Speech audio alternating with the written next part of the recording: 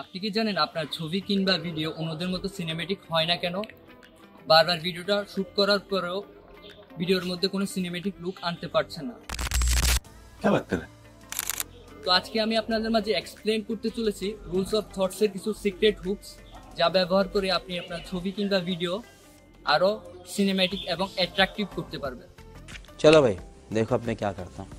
অনেক সময় এরকম হয় না যে আমাদের সাথে আমরা কোনো একটা জিনিস খুঁজতেছি কিন্তু সেটা আমাদের হাতে আছে। কিছুক্ষণ খোঁজাখুঁজি করার পর যখন সেটা আমাদের হাতে দেখতে পাই তখন আমরা আমাদের নিজেদেরকে বলতে থাকি, साला ये दुख का खत्म नहीं होता बे। তো সর্বপ্রথমে আসি রুল অফ থটস মূলত কি।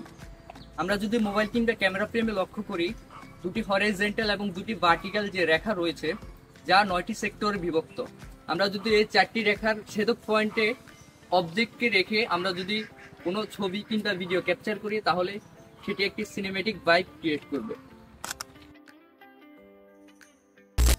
Cinematography. সিনেম্যাটিক क्यों नहीं दिखता? Cinematography क्या? What makes a cinematic shot? To be honest, every shot tells a story. এটা তো আমরা সবাই জানি যে প্রত্যেকটা সিনেমেটিক ভিডিওতে সুন্দর একটা স্টোরি বা গল্প থাকে, আর এই গল্প অনুযায়ী ভিডিওটা বিল্ড আপ করা হয়। ভিডিওটা কি হোয়াইড অ্যাঙ্গেল হবে নাকি ভিডিওটা লো অ্যাঙ্গেল হবে তার ডিপেন্ড করে তার গল্পের উপরে। এজন্যই সিনেমাটোগ্রাফির বেসিক থিম হচ্ছে এভরি ফ্রেম টেলস স্টোরি। তো আজকের জন্য ভিডিওটি এই পর্যন্তই। অন্য কোনো ভিডিওতে ডিসকাস করব মোস্ট পপুলার সিনেমেটিক শর্টস। সে পর্যন্ত ভালো থাকবেন, সুস্থ থাকবেন, আল্লাহ হাফেজ।